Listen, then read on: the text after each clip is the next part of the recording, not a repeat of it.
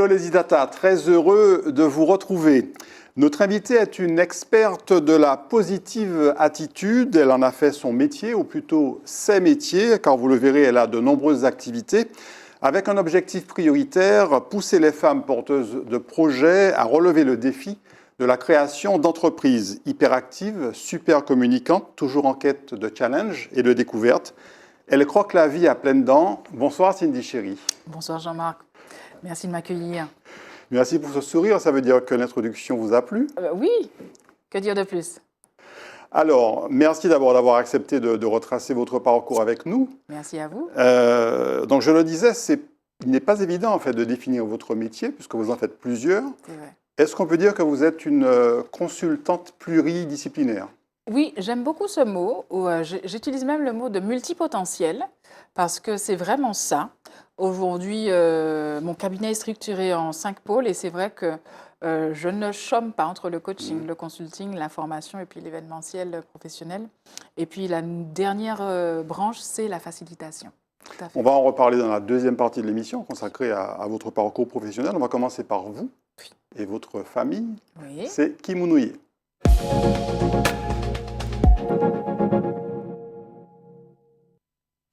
Alors Cindy Chéry, Kimounouye. Je me définirais comme une personne qui, comme vous l'avez dit, hein, adore aller vers, connaître les autres, savoir comment les choses fonctionnent. Tout m'intéresse en réalité. J'aime beaucoup apprendre et je pense que c'est cette soif d'apprentissage qui m'amène à aller comprendre et connaître comment l'autre fonctionne, qui il est, comment il fait. Et je trouve que ma plus grande richesse, justement, c'est de pouvoir accompagner les autres comme les institutions. Alors pour découvrir votre histoire personnelle, on va commencer par une photo de vous dans les bras de maman, Ah bébé. bah oui, la base, tout à fait. Là, j'ai quelques semaines, quelques mois à peine. Vous avez vu que j'ai déjà un petit peu de caractère, hein. Cette photo a toute une histoire. Le photographe essaie de me faire sourire et vous avez vu que je n'ai pas bronché. Donc mon père, en fait, est venu, ma mère, enfin c'est ma mère qui me raconte ça, bien sûr, que mon père est venu essayer de me, Oui, on de me aperçoit faire. la main, Voilà, effectivement. on aperçoit sa main, mais c'est vrai que non. Comme dit ma mère, j'avais déjà un caractère bien trempé à ma naissance. Né dans quelle commune? Trois-Îlets, la plus belle commune de la Martinique. Ça, j'en suis fière, c'est vrai. Et puis il y a eu ensuite donc, la photo d'école, de Oui. traditionnelle photo d'école. Classique. Là, oui, je suis en primaire, hein. Toute jeune, toute guillerette. J'aime beaucoup. Alors, contrairement à avant, j'aimais pas du tout l'école. Hein, à la maternelle, ma mère. Non, franchement, c'était horrible pour moi la maternelle. En fait, c'est la séparation que j'avais du mal à vivre. Hein. Je préfère dire que c'est ma mère qui le dit, c'est pas moi. Une vraie princesse. J'ai passé toute ma maternelle à être portée de chez moi jusqu'à l'école. Je refusais de marcher. Donc, l'école, j'aimais pas du tout parce que je voulais pas y aller. Dernière à rentrer et première à partir. Et croyez-moi qu'on savait quand j'étais dans le coin parce que ma mère me dit mais de la maison jusqu'à l'école maternelle, on n'entend que toi, on sait que tu as... et après, l'école, ça a été une très très grande passion. Hein. J'ai beaucoup étudié, j'ai beaucoup appris, j'ai beaucoup voyagé pour aller à la rencontre justement d'autres cultures, d'autres modes d'éducation et de connaissances. Et c'est tout ça qui fait qui je suis aujourd'hui. Quel enfant étiez-vous? Alors, très sage, scolaire, rarement casse-cou. J'ai pas pris beaucoup de coups, mais on a essayé de m'en donner, c'est que j'avais dû faire quelque chose un petit peu sérieux. Donc une éducation plutôt souple, on va dire, pas trop directive? Oui et non. En fait, j'ai été élevée avec mes grands-parents. Ma mère avait repris ses études, etc., travaillait. Et c'est vrai que quand vous êtes la première petite fille, vous avez une attention que les autres qui suivent n'auront pas. Donc, combien de frères et alors, sœurs? j'ai un petit frère, enfin un grand petit frère. C'est vrai que j'ai eu la chance de ne manquer de rien, au point où ma mère dit que mes grands-parents paternels m'ont gâtée pourri jusqu'à l'os. Mais c'est vrai que de pouvoir être dans un environnement entre la modestie et un petit peu d'aisance, Ça m'a permis aussi de bien centrer comment se comporter, et quel état d'esprit il faut avoir quand on a à la fois beaucoup d'argent et quand on manque un petit peu d'argent. On continue le passage en revue des photos avec là votre papa. Tout à fait. Alors là, c'est une photo récente. J'aime beaucoup cette photo à la fois parce que c'est très parlant pour moi. C'est la nouvelle génération, donc c'est ma petite cousine, sa mère est, et vous avez compris, médecin anesthésiste. C'est vrai que dans ma famille, on a toujours eu le goût du jeu. J'ai grandi avec ça, je dis on parce qu'on est nombreux, mais la génération de mon père, nous aussi, on a toujours eu beaucoup de jeux, on Oui, a parce que toujours là, joué. effectivement, il joue bien le jeu, papa. Ah oui, il fait quasiment pas le Mans, mais pour être autopsié, mais c'est vrai que, enfin diagnostiqué plutôt. Et c'est vrai que j'ai beaucoup aimé cette photo-là parce que vous avez vu qu'elle a déjà les lunettes rouges. Tout est là et je me dis que la relève est assurée, en tout cas pour le jeu. Les relations que vous avez eues avec vos parents, on a vu votre maman tout à l'heure sur la première photo, votre papa. Un peu moins présent durant la première partie de vie. C'est vrai que je suis, oui, vraiment été avec mes grands-parents, des deux côtés, hein. Les grands-parents maternels. On va les voir d'ailleurs, Oui, sur la photo suivante. tout à fait. Je les ai perdus plus tôt. J'avais une huitaine d'années, hein, quand j'ai perdu mon grand-père. Et j'étais un petit peu quoi, peut-être 4 ans après à peu près, j'ai dû perdre ma grand-mère. Ce sont eux qui m'ont élevée, enfin mes grands-parents m'ont élevée. Bon, je les ai perdus tôt, donc Au malheureusement. Trois-Îlets également. Au Trois-Îlets, oui, ça c'est la maison familiale de mes grands-parents. Et puis, et après, c'est vrai que j'ai passé énormément de temps chez mes grands-parents paternels. Eh ben, on continue la revue. Alors, qui- c'est bien de nous Exactement. avancer les photos. Par contre, la photo là, c'est Elle est parce un peu que triste. non chérie, donc c'est du diamant, vous l'avez compris. Donc là, on est au quartier Taupinière, précisément, le fief de la famille Chéri. Et donc, effectivement, mon grand-père, feu mon grand-père, qui voilà, j'ai une relation très fusionnelle avec mon grand-père. Et aujourd'hui, c'est avec ma grand-mère, hein, puisqu'elle ne me reste plus qu'elle. Et c'est vrai que oui, petite déception parce qu'on a perdu effectivement mon oncle à droite précédemment. Voilà. Et aujourd'hui, malgré tout ça, c'est vrai que c'est mon autre oncle qui fait office pour moi d'une certaine manière de second papa. Et puis là, votre grand-mère paternelle, donc l'épouse Oui. de votre grand-père qu'on De vient de voir. Monsieur Chéri, Voilà. tout à fait. Ah oui, bon, alors Avec là, vous. c'est mon tout. C'est vraiment. Alors, on parlait de jeu tout à l'heure, Oui. mais elle, sincèrement. Alors, si la musique, c'était avec mon grand-père, mais tout ce qui est. Comment je vais dire ça? Non, le jeu et la musique, c'était mon grand-père aussi, mais le rire, voilà ce que je voulais dire. Ma grand-mère, par contre, elle a un rire tellement communicatif et significatif. Et elle aime bien les selfies, apparemment. Hein. Ah oui. Alors là, elle se prête, et j'adore, elle se prête toujours au jeu. Et ça, franchement, on va pas se mentir, les nouvelles technologies nous ont permis d'une certaine manière de rester proches de nos grands-parents.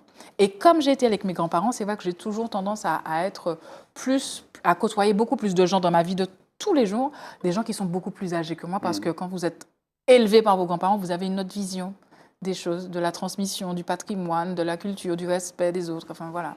Ouais. De l'éducation, en somme. On va retrouver la Cindy en fin d'adolescence. Oui, le sourire est avec toujours le là. téléphone portable d'époque, n'est-ce pas? C'était à l'époque où on avait des portables à clapper. N'est-ce pas? Et toujours très connecté. Vous n'avez pas vraiment changé, hein, vous n'avez pas vieilli, Cindy. Non, j'espère. Comme je dis, l'éternelle jeunesse. Et le même sourire. Ah oui, surtout, ça, c'est ma marque de fabrique. Comme je dis, c'est mon arme de destruction massive. De destruction, pas de séduction. Non, ou de construction même. Mon arme de construction massive, pourquoi? Parce que le rire me permet parfois de casser certaines barrières. Et je trouve qu'avoir une pointe d'humour, parfois, ça permet vraiment de détendre une atmosphère. On peut faire passer autant de messages. Et je pense que quand on a l'art et la manière de faire, ce que j'apprends moi en communication, les choses sont beaucoup plus aisées.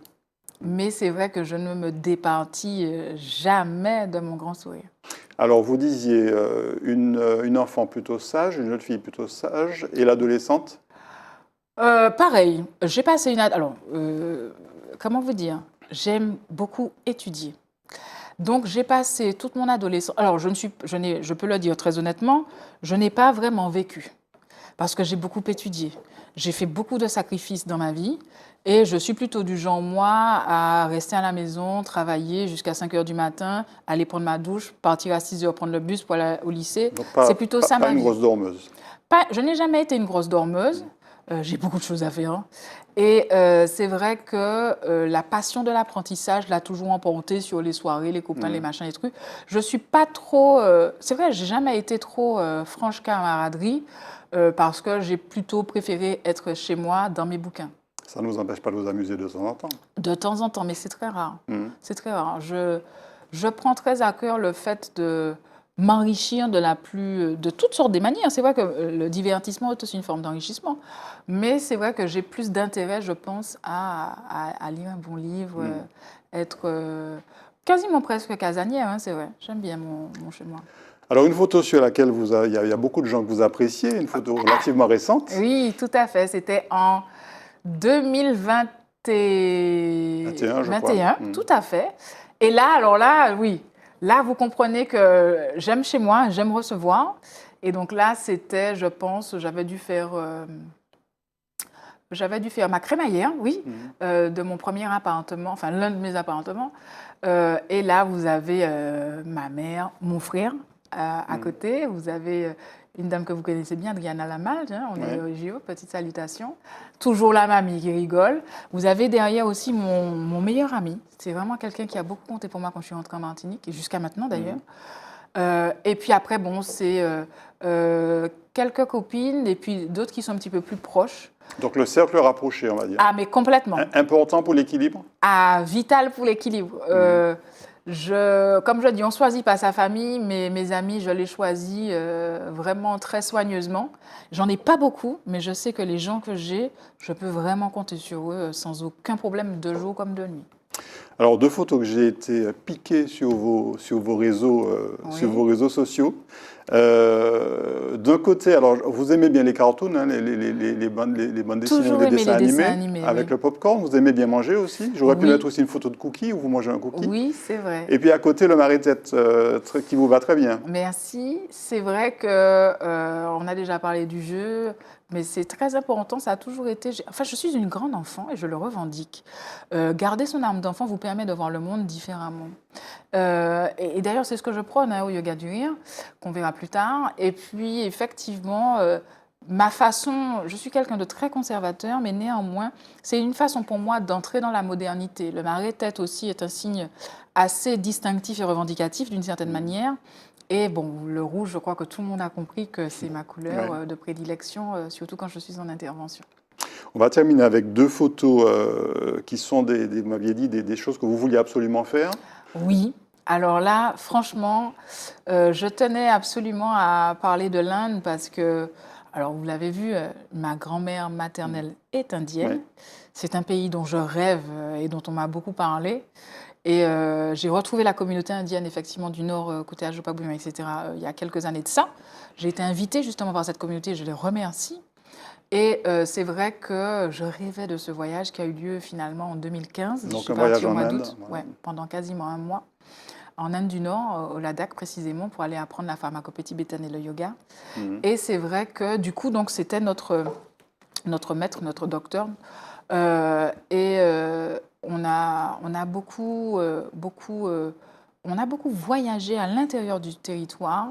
Et c'est vrai, on ne revient pas pareil. L'Inde est vraiment un territoire qui ne vous laisse pas indifférent, qui vous transforme. Vous savez, je suis rentrée après ce voyage, je devais prendre un poste et c'est vrai que je ne me retrouvais pas dans ce que je connais bien, c'est-à-dire le notariat.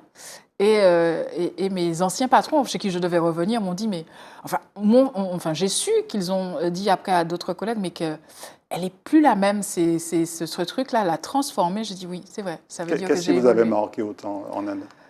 La richesse et la pauvreté. Pourtant, moi-même, j'y Ouais. suis confrontée. Donc le paradoxe, en fait. Mais le paradoxe, mais là, pour le coup, c'est vraiment une dichotomie qui est assez saisissante. Vous pouvez avoir de grands palais impériaux à gauche et de l'autre côté de la rue, vous avez énormément de mendiants qui vous entourent. C'est vraiment frappant et c'est prenant aux tripes, hein, très honnêtement. Et puis on termine avec un challenge que vous vous étiez fixé. Ah Je oui. parlais de challenge tout à l'heure Tout à en fait. introduction. Ah oui, Le saut en vraiment, parachute. vraiment, il a eu lieu l'an dernier, en 2023. Et je vous avoue que j'étais excitée de faire ça. J'adore les challenges, j'adore me challenger. Mais je vous assure, hein, on ne va pas mentir, hein, quand je suis arrivée au bord de l'avion qu'il fallait se lancer, je me suis dit, mais qu'est-ce que je fais là? Mais Vous ne c'est vous êtes pas assez évanoui paradoxal. en plein vol, Non, quand pas même. du tout. C'est assez paradoxal parce que on redoute la chute libre. Et ça passe tellement vite qu'on est quasiment arrivé qu'on vous dise mais c'est déjà fini, ça fait. Mais c'est vrai, ça dure même pas 20-25 secondes. On se rend pas compte, mais ça passe tellement vite. Je trouve que j'ai pas assez profité, que j'avais presque envie de remonter. Mais à chaque fois que j'arrive, je me dis qu'il faut arriver au moment de la chute. C'est un moment assez particulier. Et je salue les gens qui font ça 10 fois dans la journée. Et pourquoi ce challenge? L'envie de repousser ses limites? En fait, c'est des copines. En fait, je fais partie d'un groupe de femmes de choc. Et toutes voilà, dans des métiers, des professions, dans des secteurs avec des postes à responsabilité. Et c'est vrai qu'il y en a une qui nous a balancé son certificat sur le groupe WhatsApp. Et tout de suite les autres, dont moi, et nous nous sommes dit, OK, elle l'a fait, on va le faire aussi. Donc entre nous et puis aussi personnellement surtout, relever de nouveaux défis. Et quand vous avez un groupe de personnes qui sont dans la même lignée, rien de plus motivant. On arrive à votre parcours professionnel, c'est la rubrique Matinique.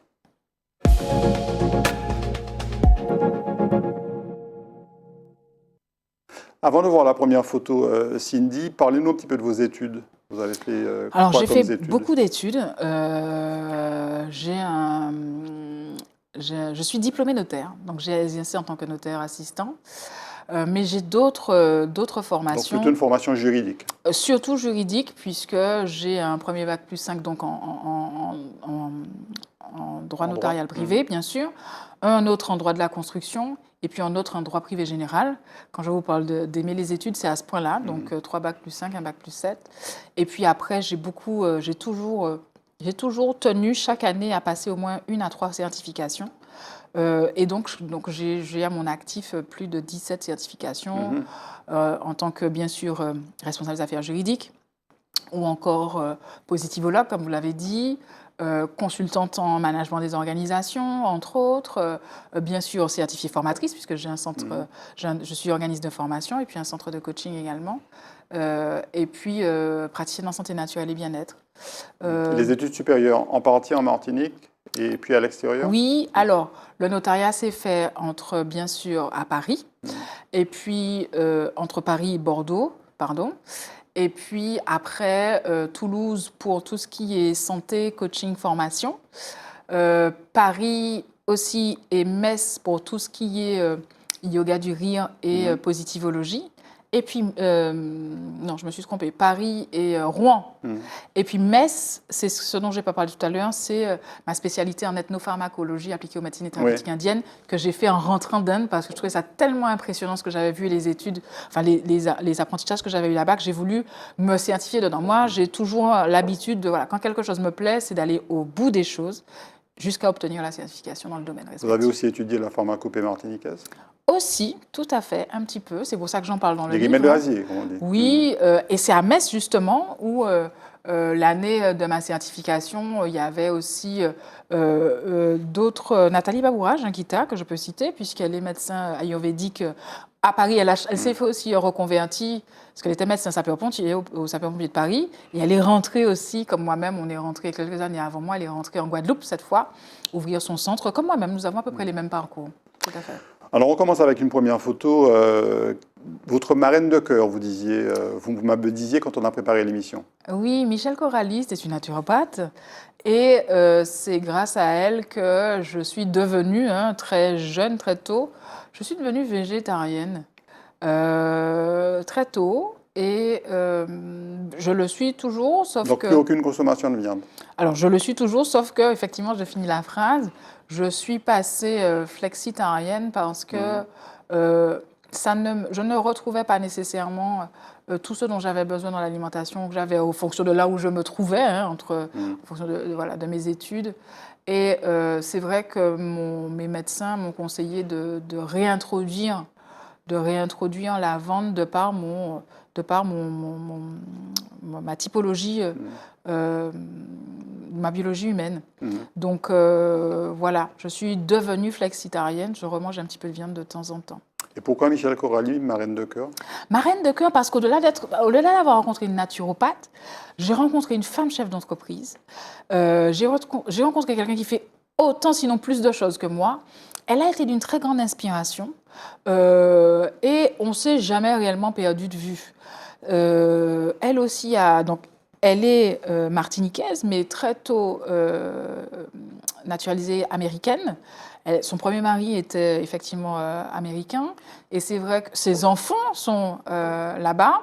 Et donc j'ai eu la chance de pouvoir y aller, d'être dans sa famille et de pouvoir garder ce lien, échanger, d'avoir un modèle. Pour moi, c'était mon premier rôle modèle féminin sur l'entrepreneuriat aux Antilles, mais avec une ouverture sur l'extérieur de par sa binationalité. Alors, je vous demandais au début quel était votre métier. On a parlé de consultante. Alors, moi, j'ai dit pluridisciplinaire. Vous aviez dit multipotentiel. Multipotentiel. Je crois que le terme, quand on fait plusieurs choses, c'est chasseuse pour une femme, c'est ça? C'est exactement ça. C'est pour moi le mot fourre-tout qui englobe le coaching, le consulting, la formation, l'événementiel professionnel, la facilitation. Et puis, bon, à côté de ça, je pense que les gens savent un petit peu que je suis chroniqueuse média. Ça, c'est une grande passion. On va le voir tout à l'heure, oui. Autrice aussi. Donc, c'est vrai que, voilà, avant, j'avais un centre de massage aux Trois-Îlets, un centre de coaching. Donc, je ne suis plus praticienne en santé naturelle et bien-être. Oui, parce qu'entre le notariat au début, puis ensuite le consulting, la formation, la pharmacopée... tout me plaît, j'essaye de tout combiner, mais il y a des moments où il faut faire des choix, donc j'ai fait les choix. J'ai fait les choix. Alors, on va voir un article de France Inter qui date de 2018, mais qui parle de votre de changement de choix professionnel, de parcours professionnel, du juridique à la positivologie. Positivologie, pardon, je parlais de positive attitude, mais enfin, bon, globalement, c'est ça. Pourquoi cette volonté je le disais, hein, vous avez voulu clairement voir du positif partout, en tout cas chercher le positif partout. Vraiment, parce qu'on ne va pas se mentir, on sait que les métiers du droit font partie des 5 professions les plus exposées justement au stress, à la dépression, au burn-out, au harcèlement, il faut dire ce qui est. C'est vrai que j'en ai moi-même été victime et c'est ce qui m'a amené à écrire le bouquin. Et c'est justement de par ces expériences professionnelles-là, hein, dans l'entreprise comme dans l'administration publique, puisque j'ai été aussi dans ce versant-là, ça m'a amené à chercher des réponses, d'où le voyage en Inde, entre autres, à comprendre comment fonctionne l'humain, à comprendre comment justement interagir avec les gens, bien communiquer. Et c'est vrai que ça m'a tellement plu. Enfin, je pense à donner un doigt, mais ça a pris tout le bras, pour pas dire tout le corps. Et c'est vrai que je me voyais difficilement, hein, même si j'aurais pu effectivement ouvrir mon propre cabinet, avoir ma propre étude. Voilà, ça a toujours été l'objectif. Mais je me suis tellement plu dans tout ce que je découvrais et l'enrichissement que ça m'a permis d'avoir au niveau personnel, au niveau professionnel, au niveau familial. Je me suis dit, ah ouais, il faut que ça va devenir mon métier. Et vous avez pratiqué... Je reste juriste dans l'âme, c'est vrai. Vous avez pratiqué, on va le voir, le yoga du rire. Vous le pratiquez depuis 2014, donc ça fait 10 ans, c'est l'âge du cabinet d'ailleurs. Oui, également. tout à fait, tout à fait. Et là, on voit, alors je ne sais pas si on peut parler de patiente ou de Client. cliente. Voilà. Là, elles ne rient pas, en fait. Là, c'est la Alors là, partie c'est la yoga. dernière phase. En Voilà. fait, dans une séance de yoga du rire, vous avez 3 étapes. Et là, c'est la dernière étape. D'abord l'échauffement, stretching doux. Ensuite, les petits exercices de rire, de mime, jeu de rôle. Et la dernière partie, c'est la partie relaxation, méditation au sol ou sur chaise. Et effectivement, donc, la photo a été prise à la dernière partie, qui est tout aussi importante que le fait de rigoler et de faire travailler son diaphragme. C'est vrai que nos compatriotes ont besoin de se retrouver, de récupérer, manque de sommeil. Et Et de rire. Donc, le rire, alors, c'est agréable, mais ça a ça, une fonction. ça va beaucoup plus loin que ça. Ça a une fonction. D'ailleurs, il y a des études dessus, hein, d'où la positivologie. C'est le fait de se rendre compte que le rire a de multiples bienfaits sur la santé, puisque ça a été inventé par un médecin indien et sa femme professeure de yoga en 93. Aujourd'hui, plus de 120 pays dans le monde pratiquent, au travers de clubs, l'animation yoga du rire. Moi, j'ai déjà passé le niveau 2. Il y a Et vous êtes, 4 on va niveaux. le voir, vous êtes ambassadrice internationale du yoga Exactement. du rire depuis 2018, c'est ça? Exactement. Donc, le premier niveau animateur, le deuxième niveau professeur. Il y a encore 2 autres niveaux qui sont effectivement master, professeur, mais toujours est-il, puis fondateur, monsieur, on ne l'aura jamais, mais toujours est-il que c'est une distinction à part entière. Le Donc, fait d'être... ambassadrice pour la Caraïbe, c'est ça? Alors, j'ai été diplômée parce que c'est ce qui est écrit, hein, que vous ne voyez pas écrit sur le diplôme, pour les bons et loyaux services rendus à la promotion, je connais ça quasiment par cœur, à la promotion de l'activité yoga du rire à travers le monde. Je suis nommée ambassadrice internationale, effectivement, pour la zone Antilles-Guyane, la zone Caraïbe, puisque je suis quasiment la seule à avoir le niveau 2, professeur, depuis longtemps. Et c'est vrai que je vais dans les territoires, Guadeloupe-Guyane aussi, pour en parler le plus possible. Et donc, vous disiez les bienfaits du rire. Alors, si vous pouvez nous en citer 2 ou 3. Ah, rapidement, en fait, c'est bon pour tout. Pour ralentir le vieillissement, pour favoriser les meilleures connexions neuronales, pour justement éviter d'avoir les rides trop tôt, pour favoriser le sommeil. Il faut aussi favoriser l'estime de soi, la confiance en soi surtout, parce que j'utilise beaucoup pour ça en team building, pour les organisations. Vous avez pas mal de bienfaits, améliorer la digestion. Là, je pourrais vous... Donc, Voilà, si j'ose le dire, rythme il faudrait presque se forcer à rire. On peut commencer même comme si on ça. n'a pas forcément beaucoup de raisons de rire, il faut se forcer à rire parce que c'est utile. Ça fait C'est du bien. utile et le cerveau ne fait pas la différence entre le rire vrai et le rire simulé. Et c'est ce qu'il faut comprendre, d'où le sourire du chêne. On peut commencer, comme vous dites, se forcer, mais après vous verrez que ça viendra naturellement. Mais les bienfaits, surtout, vous les aurez, elles vont perdurer avec la libération des endorphines dans les heures qui suivent et même les jours qui suivent. D'ailleurs, je clôture sur le fait qu'il y a une étude qui a été menée en entreprise où on s'est rendu compte que faire le yoga du rire 20 minutes, 14 jours d'affilée, changeait vraiment les paramètres à la fois de cohésion, de communication, de présentéisme, enfin réduisait l'absence au travail, etc. Donc oui, j'en parle. Donc c'est une de vos activités, une des activités du cabinet depuis 2014. Oui. Le cabinet qui s'est d'abord appelé, on va le voir, Commodo Conseil. Tout à fait. Commodo Conseil, la juriste que je suis n'a pas été chercher bien loin, vous pensez bien, puisque ça part de l'enquête Commodo-Incommodo en droit public, et qui signifie pour moi, d'ailleurs, Commodo signifie rendre service. Et c'est vrai que j'ai commencé, comme je vous disais, hein, avec beaucoup de bénévolat, beaucoup de gratuité, ça m'a ouvert beaucoup de portes aussi, je ne regrette rien, j'ai appris beaucoup. Dans le bon comme dans le moins bon, c'est ça qui forge et qui vous fait tirer des leçons et avancer et performer. Et puis à un moment, c'est vrai que toujours la plus proche des copines que vous avez vues tout à l'heure, c'est une des photos précédentes, me dit mais c'est bien beau tout ça, rendre service, mais bon, moi, il faut faire rentrer l'argent pour payer les factures. Hein. Et au détour d'un écueil, c'est vrai que je me suis dit bon, elle a raison. Il est temps de... Et je lui dis, mais tu vois quoi? Elle me dit, mais le cabinet, c'est toi, Cindy. Et en fait, Nathalie, je la remercie parce qu'en fait, on peut presque lui attribuer le changement de nom de ma structure par une réflexion où moi, j'étais assise à l'arrière de sa voiture. Donc, et quand elle m'a dit, mais le cabinet, c'est toi? Ben, cabinet Cindy Chérie, tout simplement. Ça fait. Alors, votre logo, on va le voir, c'est 2 C qui pénètrent. Ils étaient déjà là timidement, l'un dans l'autre. mais ils sont beaucoup plus maintenant, c'est 3 prononcés. C, alors, où ça reste Cindy Toujours Chérie 2 C. avant tout.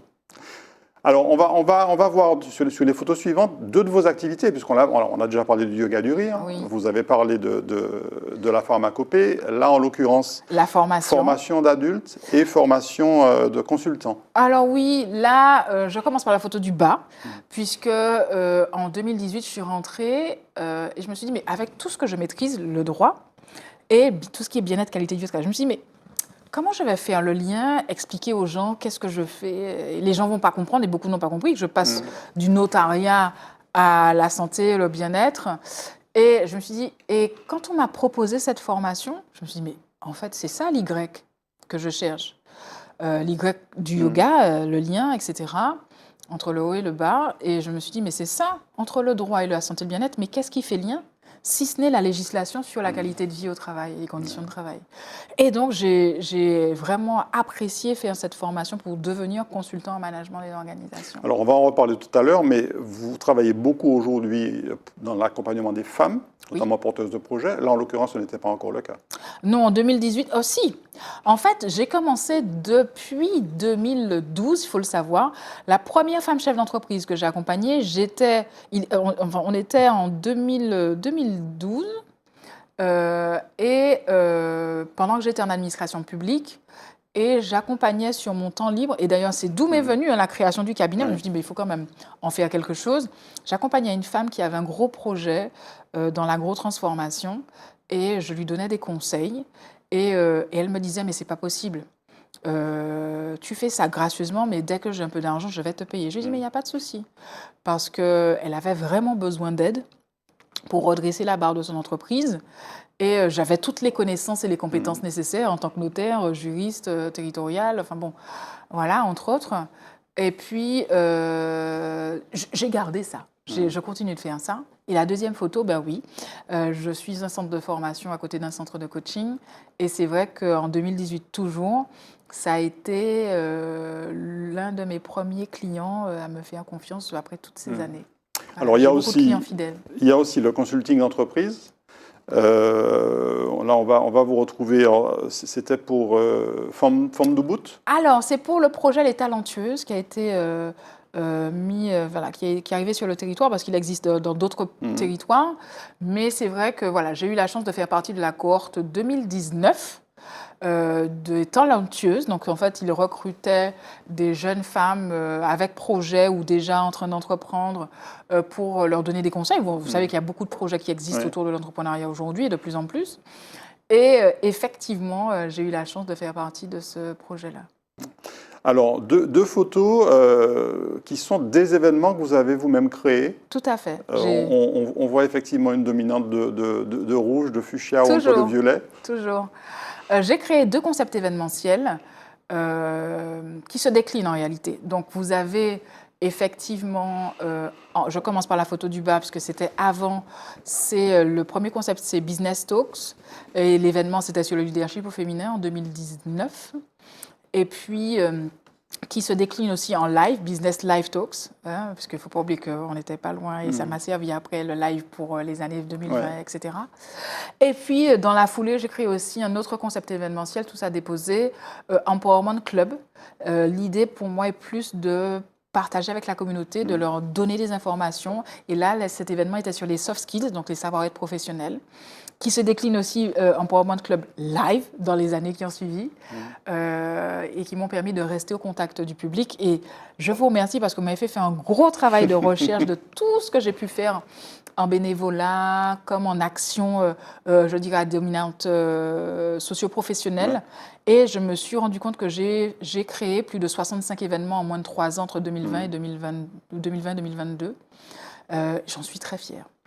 Alors là, on voit quand même quelques hommes, il n'y a pas que des femmes. Et vous faites bien de le mentionner. Pourquoi? Parce que je dis tout le temps que je tiens à ce qu'il y ait des hommes présents dans la salle pour justement se rendre compte de tout ce qu'une femme fait.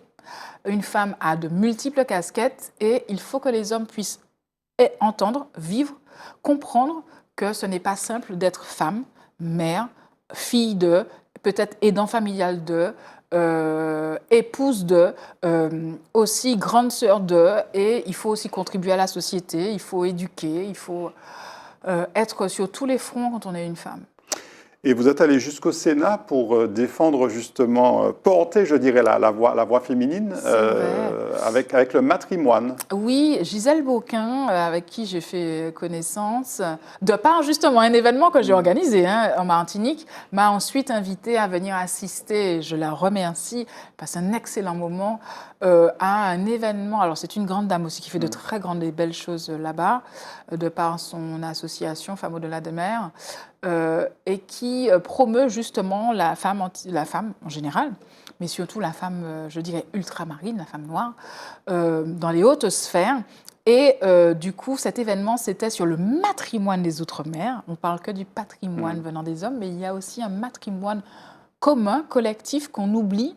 Je prends ne serait-ce que les noms de rues, où vous savez que les femmes sont jusqu'à maintenant toujours très minoritaires. Je remercie les JO pour le fait qu'il y ait maintenant une dizaine de statues de femmes qui soient en or, qui soient inaugurées. Mais dont celle de Paulette Nordal. Exactement.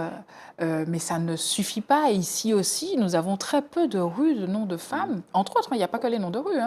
Mais c'est vrai que mettre en lumière et rechercher la contribution des femmes à l'établissement de la société et à sa protection d'une certaine manière, c'est important. Ouais. Alors à côté, Antoine Karam, ancien sénateur guyanais. Tout à fait, je lui dois énormément parce qu'il m'a ouvert des portes. Il m'a permis justement d'aller au-delà du Sénat, mais de pouvoir visiter les arcanes de cette très grande institution, de pouvoir déjeuner aussi au restaurant du Sénat et d'échanger avec d'autres sénateurs.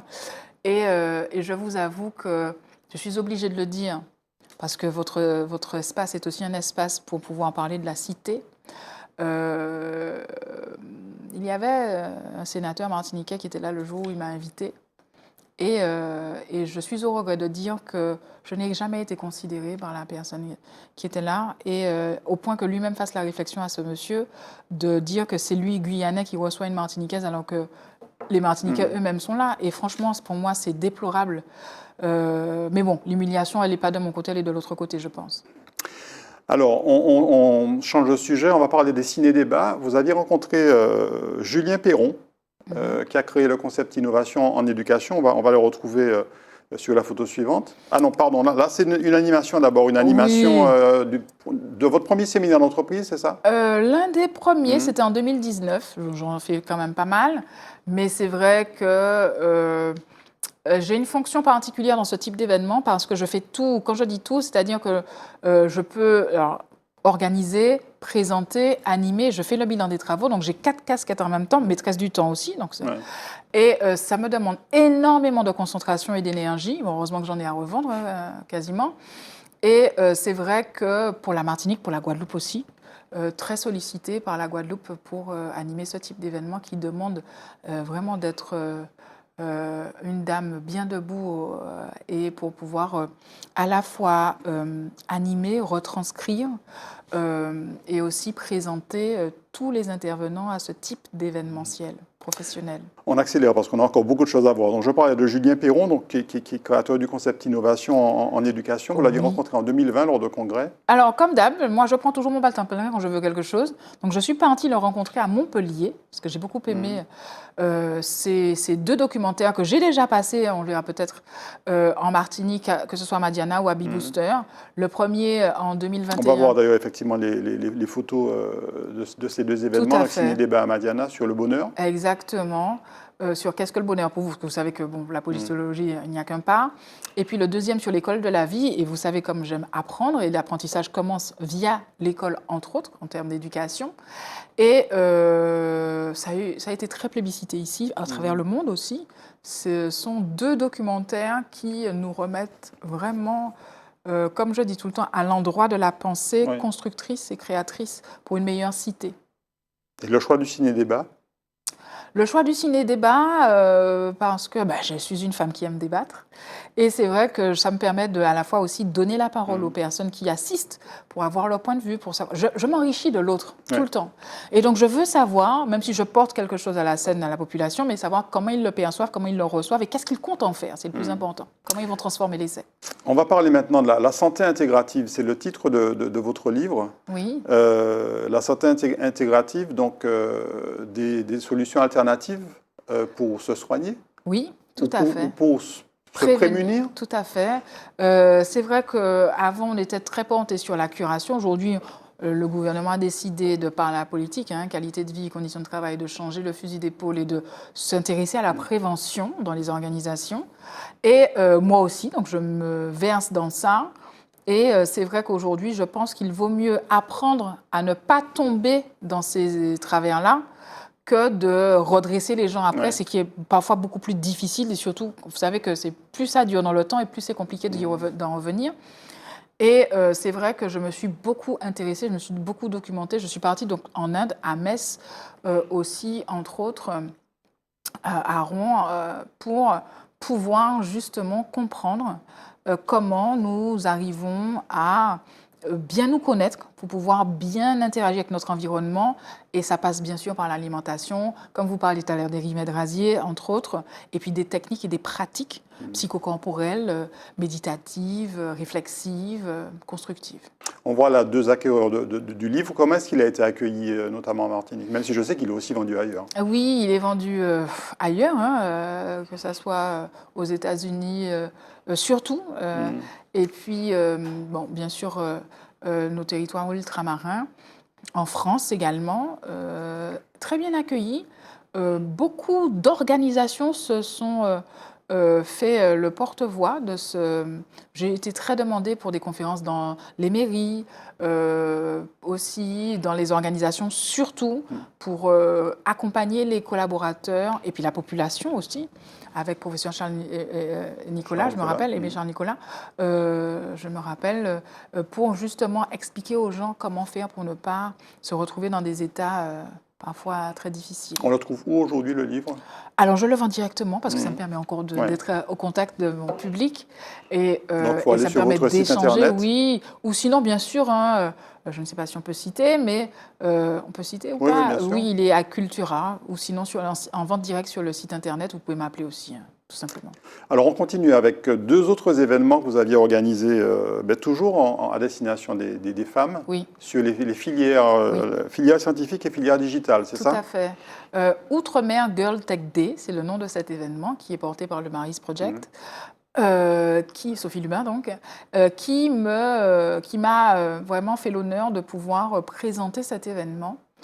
J'ai pris très grand plaisir à voir des jeunes femmes en recherche de filières scientifiques, inciter. Alors moi j'ai toujours aimé inciter, et alors d'où mon engagement, 100 000 entrepreneurs depuis 2018, à parler de mon parcours, à porter, parce que c'est vraiment ça, à porter ces gens, ouvrir la voie, pouvoir inciter les femmes à prendre leur pleine place dans les filières où il y a malheureusement une dominante masculine. Filière scientifique, on va voir la photo suivante, c'était sur la filière digitale avec Martinique Digital. Et la French Tech, tout à fait, Martinique, où pareil, la veille, j'ai eu l'honneur d'organiser et de présenter, d'animer toute une journée d'atelier pour des femmes issues effectivement, qu'elles viennent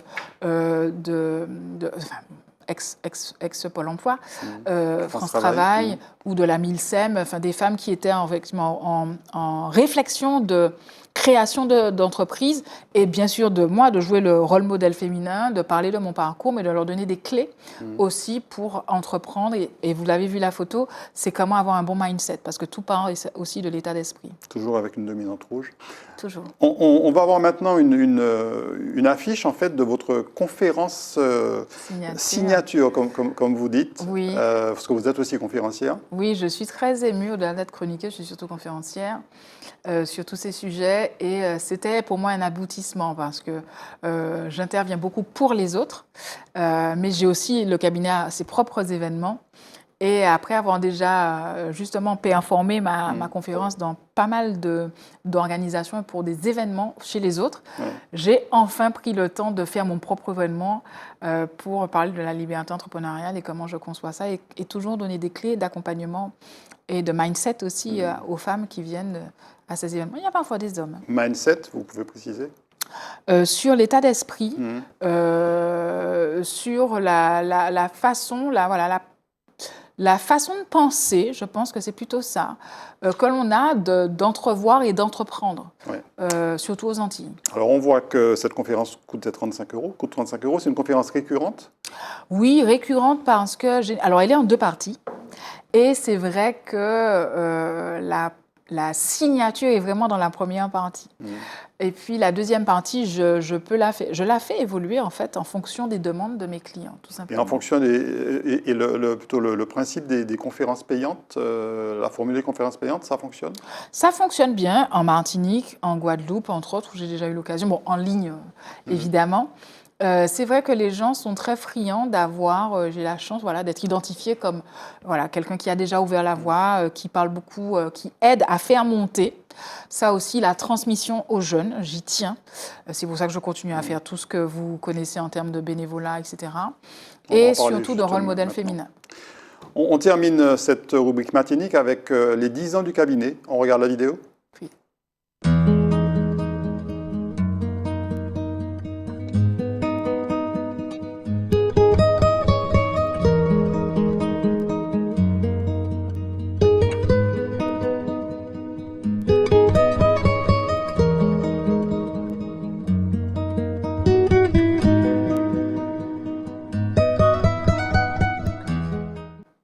Voilà, là, ce n'était pas du rouge, mais du gris satiné, on va dire. Il faut, oui, parce que mes tenues ont toujours une connotation et une résonance avec le milieu, etc. Et c'est vrai que voilà, j'ai voulu me rapprocher, je crois que c'est l'étain. Et donc j'ai fait faire sur mesure toujours. Une partie de mes vêtements sont toujours faits sur mesure pour la plupart. J'aime bien avoir des pièces qui correspondent effectivement à l'événement et je m'incarne toujours dans la thématique de l'événement que je dois incarner ou représenter ou présenter. Utiliser l'événementiel en fait pour promouvoir le cabinet et en l'occurrence là célébrer ses 10 ans, ça compte aussi dans la relation client? Ça compte énormément. Là, d'ailleurs, vous avez vu, il n'y a pas beaucoup de gens, mais ce sont des gens très importants. Toujours les mêmes copines, là, les jumelles, toujours. Mon infographiste, mes amis proches, des clients proches, des animateurs télé avec qui je partage la scène depuis un certain temps, mes partenaires, mon avocat. Vous avez des clients fidèles. Et j'ai des clients qui me suivent depuis que j'ai commencé, depuis 2018, et ça fait plaisir. Et puis, vous avez aussi de nouveaux clients, de nouveaux partenaires. Ils sont très honorés, parce que comme on vous dit, un événement de Cindy Chérie, il ne faut pas rater ça. Vous avez aussi les administrations publiques qui sont là. Et je tiens toujours à œuvrer, voilà, des représentants aussi de la société civile. Je tiens toujours aussi à avoir une pointe d'excellence. Je dis une pointe parce que bon, c'est un vœu pieux, mais toujours, voilà, j'ai l'exigence de l'excellence et les gens le savent. Il nous reste encore une partie très importante, celle des engagements, c'est la rubrique politique.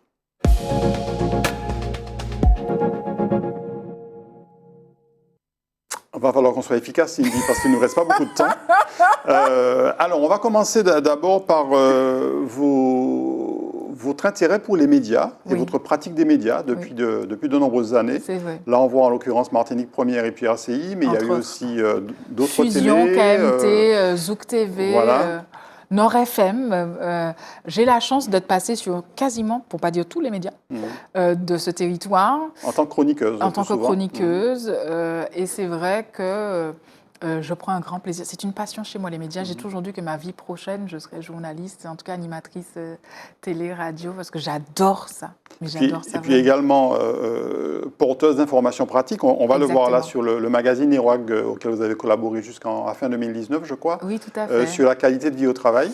Oui, et c'est ce qui m'a poussée, justement, je trouvais... Madine Mag, en l'occurrence. Voilà, à aller voir les responsables de publication du Madine Mag de EWAG, et pour oser leur dire que, bon, il est très joli leur magazine, très bien, mais il manque une rubrique, et la rubrique qui manque, c'est la rubrique IVT.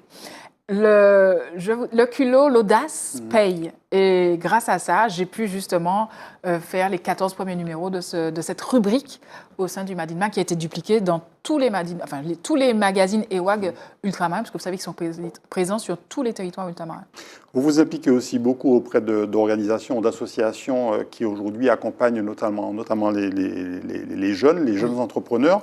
Par exemple, 100 000 entrepreneurs ici, on vous voit notamment présenter l'entrepreneuriat aux scolaires. Exactement.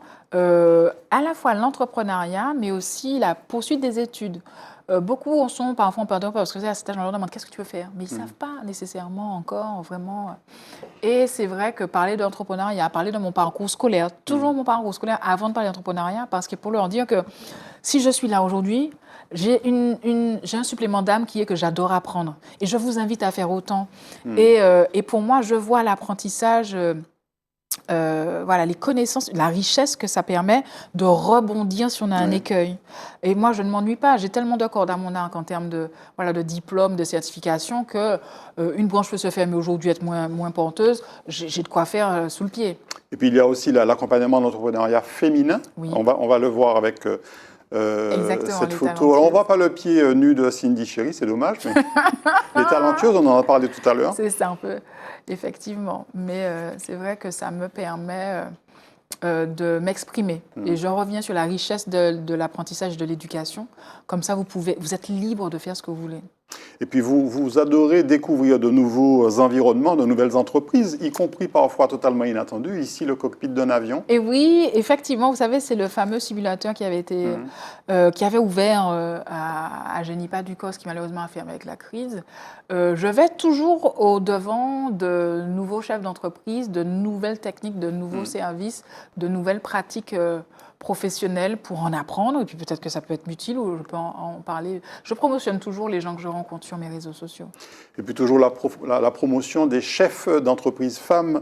Ici, Boss au féminin, et puis un événement avec Iwag. Oui, alors là, ça a été le premier gros événement qui a lancé tous les autres, d'organiser, de présenter et d'animer cet événement Boss au féminin. Il y avait plus de 300 femmes présentes au Kinky Mango ce jour-là, où je demandais à d'autres femmes tout aussi de choc et de responsabilité, donc les femmes qui sont chefs de réseau professionnels, de se joindre à moi pour porter, je dirais, la parole de l'entrepreneuriat féminin aux 300 femmes qui étaient présentes, qui voulaient, porteuses de projets, étudiantes, en réflexion, déjà en création d'entreprise ou en développement. Autre opération qui a bien fonctionné aussi, l'opération Be a Boss. Oui. C'est une forme de concours en quelque sorte, il me semble. Oui, c'est un concours où je n'ai pas participé, mais je tenais à y participer à ma manière. Et donc, je n'ai pas présenté ma candidature pour concourir, mais encore une fois, l'audace paye. J'ai appelé Valérie, j'ai dit Valérie, cet événement… Valérie Larifla, qui est en Guadeloupe. Et je lui ai dit, je veux porter ma pierre à cet édifice. Donc c'est elle qui a conçu l'événement? Non, pas du tout. Elle intervenait, elle avait une intervention. Et comme vous savez que j'œuvre pour 100 000 entrepreneurs, je lui ai dit, écoute, je pense que je peux vraiment aussi tenir le micro avec toi. Est-ce que tu accepterais que j'intervienne sur ton temps de parole? Et elle m'a dit, tu sais quoi, j'ai 20 minutes, je te laisse 15, je prends que 5 parce que je pense que tu as vraiment beaucoup de choses à leur dire. Et ça a été un moment extraordinaire de transformation, de mindset, de communion avec les femmes. Parce qu'il ne faut pas oublier, c'est 2000, vous avez vu la date? Oui. C'était en ligne parce que je n'ai pas pu aller sur place. 2020 et l'autre 2023. Et c'est vrai que cette conférence a résonné dans les Outre-mer. Jusqu'à maintenant, on m'en parle. Et j'ai eu la chance de répéter l'essai en 2023, pareil. Par contre, j'ai appelé effectivement l'organisatrice et je lui ai dit, tu sais quoi, je débarque. Donc, comme je débarque, il faut que tu me trouves un créneau. Elle me dit, mais Cindy, tout est déjà complet. J'ai dit, je ne sais pas, je ne veux pas savoir. Je veux faire une conférence. Voici le sujet que je te propose. Et elle me dit, écoute, tu sais déjà, on ne peut rien te refuser. Prends ton avion et je vais pousser les murs pour toi. Et voilà comment j'ai présenté en fait la conférence signature qui a eu qui a fait un tollé. Et sincèrement, c'est des moments comme ça que je saisis et qui sont magnifiquement retranscrits par la suite et qui sont qui résonnent beaucoup chez les gens parce qu'ils se voient en moi en fait par rapport à tout ce que je raconte sur l'entrepreneuriat féminin. Deux autres contributions apportées, contributions plurielles, donc bien sûr, le Cogitovirus, oui c'est ça, oui, Cogitovirus au Salon Oz. Tout à fait. En 2023. Et puis également les clubs services, vous intervenez beaucoup auprès des clubs services. Oui, pas que le Rotary, pas que Inowheel, pas que Lions Club. C'est vrai que j'interviens beaucoup. Je suis très sollicitée, très demandée pour intervenir, faire des conférences dans les clubs services pour d'autres structures également. Et c'est vrai que intervenir au salon OSE aussi, qui est une forme, voilà, de pouvoir toucher toutes les personnes qui sont intéressées, qui veulent en savoir plus. Et puis je suis passée par là, c'est pour ça qu'elle m'a choisi aussi, entre autres, pour parler entre l'entrepreneuriat et le salariat. Moi qui suis passée de l'un à l'autre, merveilleusement, magnifiquement. Témoigner aussi le fait de ne pas avoir à choisir. Et je n'ai jamais réellement choisi. J'ai toujours accumulé les expériences, mais je ne me suis jamais totalement départie d'une connaissance et d'une compétence. Et c'est vrai que de temps à autre, il m'est arrivé d'ailleurs, je peux en parler sans aucun problème, pendant le Covid, vous savez bien, on n'a plus d'activité, nous en tant qu'entrepreneurs, je suis redevenue salariée juriste, parce que ça reste mon métier de prédilection. Alors, le soutien également à des causes, on va dire, utiles, solidaires. Là, en l'occurrence, Lianage Rose pendant Octobre Rose. Tout à fait. Alors, d'une manière ou d'une autre, il fallait que je porte aussi ma pierre à cet édifice-là, d'Octobre Rose. C'est vrai qu'on m'a démarché pour justement intervenir sur le leadership au féminin, malgré la maladie. Et j'étais très contente, c'était une forme de boucle bouclée. Pourquoi? Parce que j'avais déjà fait une intervention sur Martinique Première en face de ma tétée, Nathalie Chilan, et je l'ai retrouvée juste avant moi. C'est avec grand plaisir que je soutiens ce genre de cause. Vous avez parlé de la Guadeloupe, vous avez récemment pris des initiatives aussi pour soutenir des entreprises guadeloupéennes, on va le voir. J'ai tendance à facilement sauter dans un avion pour aller à la rencontre des autres. Et c'est vrai que j'en ai profité. Alors, ce chef d'entreprise-là est venu se présenter à moi en Martinique, il n'y a même pas un mois. Et j'étais tellement séduite par sa présentation, son storytelling, que je lui ai dit, ben, tu sais quoi? Déjà, la noix de coco, enfin tout ce qui tourne autour de l'eau de coco et autres, du cocotier, m'intéresse. J'adore. Ça a des bienfaits et ce n'est pas moi qui vais revenir dessus. Néanmoins, je lui ai dit que voilà, je m'engage à soutenir ton entreprise. Et voilà, j'ai pris un billet d'avion un peu sur un coup de tête et je suis partie découvrir son stand. Alors, vous pensez bien, vous avez vu la grandeur du sachet. Et j'estime que justement, contribuer au développement des structures, c'est acheter leurs produits. C'est pas seulement en parler sur les réseaux via une story, c'est surtout acheter leurs produits. Alors moi, mon placard, je peux vous dire que j'ai un placard rempli de produits de gens que je soutiens. C'est toujours avec grand plaisir que je le fais. Et puis on termine avec le magazine ZELPI de l'association Stand Up 972. C'est un magazine qui a été lancé récemment, hein, c'était il y a un peu plus d'un mois. À peine, oui. Donc Stand Up 972, créé par Miguel Hilaire. Tout à fait. Qui a aussi conçu ce magazine, et je crois qu'elle l'a rédigé quasiment toute seule. Oui. Un gros travail pour mettre en avant ce qu'elle appelle les lignées pays. Exactement, et je ne pouvais pas contribuer à ma manière quand elle m'a sollicité. Et c'était avec grand plaisir, évidemment, quand on parle d'entrepreneuriat, quand on parle de faire monter et de mettre en lumière les entrepreneurs de nos territoires. Mais je ne peux que plus soir à ça. Et vous avez inauguré la rubrique Parole d'expert. On va voir cette dernière photo où vous parlez notamment du leadership au féminin. Toujours, qui reste votre credo. Ça reste une thématique phare. Et au-delà de l'animation, de la co-animation et de ma conférence signature, c'est vrai que j'ai énormément pris plaisir et je lui dis que je m'engage à ses côtés parce qu'il faut que ça vive. Et en fait, elle fait vivre à travers son magazine un doux rêve que j'avais, qui était moi-même de créer un magazine, et elle l'a fait magnifiquement bien. Donc, je vais l'accompagner du mieux que je peux. Alors, c'est un magazine, je crois qu'on peut télécharger aujourd'hui en ligne, et qui est aussi version papier que vous pouvez acheter, aussi à Cultura, entre autres, sur le site de Stand Up 972, qu'il y a aussi en version digitale. Et la suite est à venir, je l'espère, très bientôt. Je ne vous en dis pas plus. Cindy Chéri, on sent en vous une femme décidée, qui sait clairement où elle veut aller, qui aujourd'hui est un peu le porte-étendard du leadership féminin aux Antilles-Guyane, et peut-être au-delà. Vous êtes quelqu'un de très ambitieux? Oui, je n'ai jamais caché mon ambition. D'abord dans l'excellence de mon éducation, dans l'excellence effectivement de toujours être certifiée dans tous les domaines qui m'intéressent, de vouloir que les choses soient très bien faites. Je ne vais pas vous cacher que moi, mon leitmotiv, c'est toujours la phrase de feu Dr Aliker. L'excellence, pour moi, c'est ce qui doit nous permettre d'aller là où on veut arriver. Et quand on est doté de ce... perclus même, c'est même pas doté. Quand on est perclus de cette fameuse phrase, c'est ce qui fait sens pour moi et c'est ce que j'incarne tout le temps. Alors, vous êtes très présente sur les réseaux, on n'a pas eu le temps d'en parler, mais vous avez par exemple 6000 personnes qui vous suivent, plus de 6000 sur votre compte LinkedIn. Oui. Il y a votre site internet cabinet Cindy Chéri, je crois que vous êtes aussi sur Facebook. Oui, aussi, donc au total voilà. Plus de 10 000 personnes. Donc oui. les gens sauront vous trouver sur les réseaux ou en allant consulter votre site. Merci beaucoup Cindy Chéri, on a beaucoup débordé, donc on va devoir rendre l'antenne comme on dit. N'est-ce pas, je vous avais prévenu.